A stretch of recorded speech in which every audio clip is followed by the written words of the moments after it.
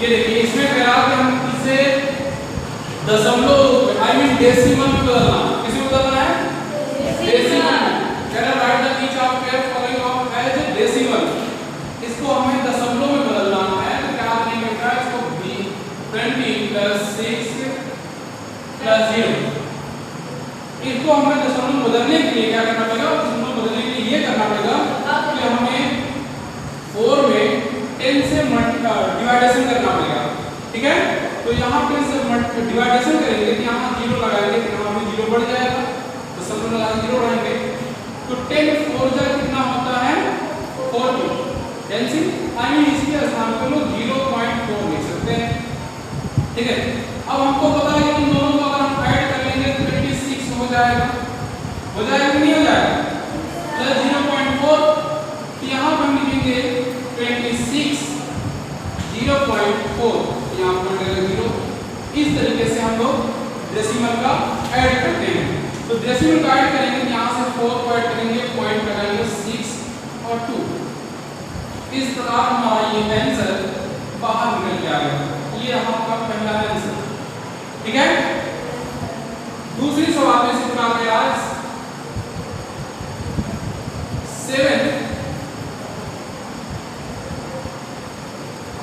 power 100 20 plus 6 plus 7 upon 10 plus 8 upon 100, okay.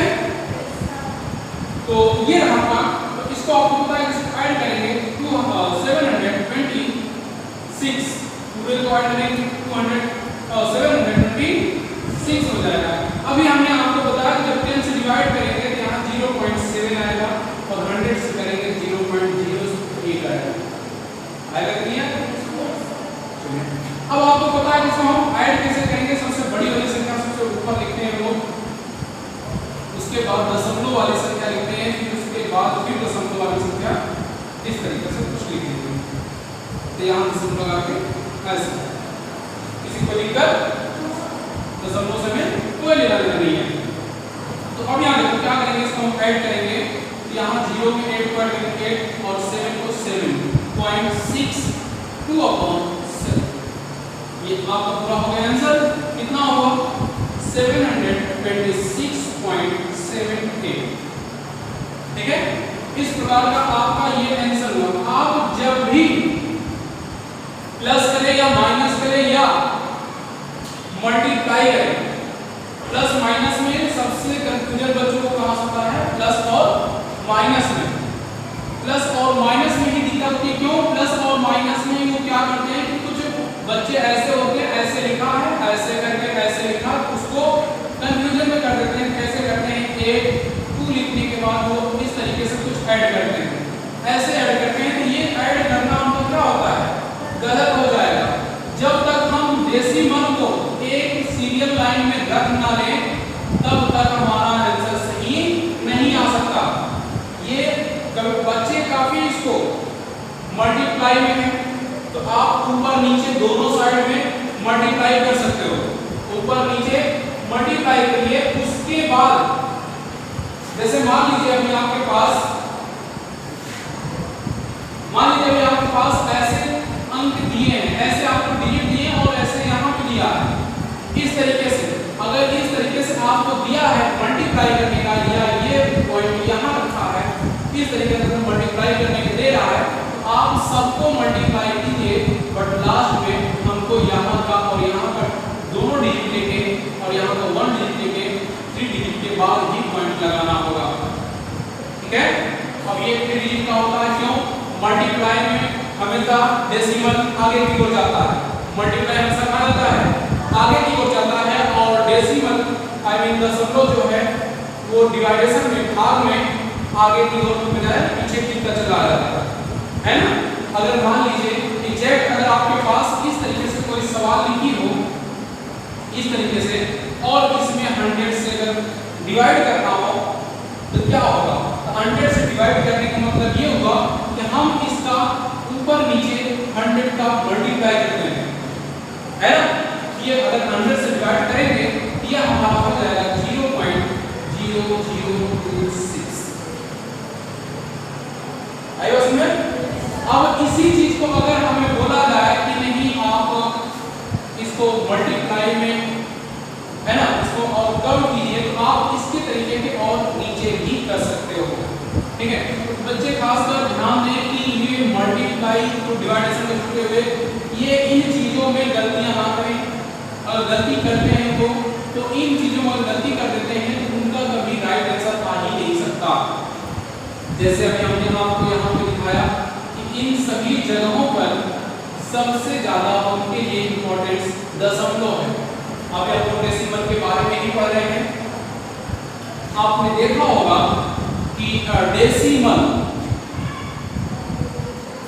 क्या होता है, डेसिमल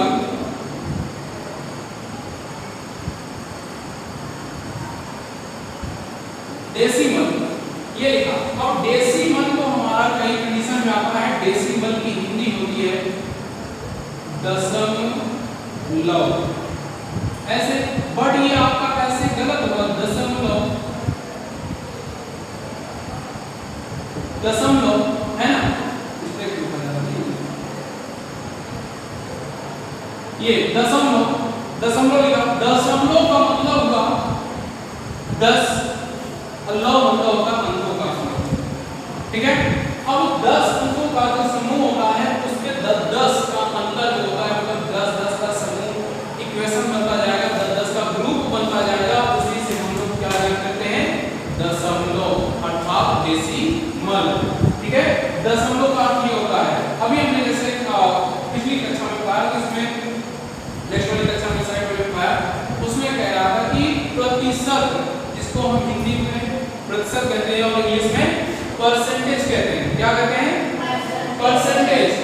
वो परसेंटेज जो होता है वो परसेंटेज निकालेंगे, परसेंटेज मतलब होता है प्रतिशत, प्रतिशत का अर्थ होता है प्रति और शत, अगर उसका संधि विच्छेद करते हैं हिंदियों में तो वो होगा प्रति प्लस शत, प्रति मतलब 1, शत मतलब 100, दोनों को अगर मिला देते हैं तो वो बनता है 100।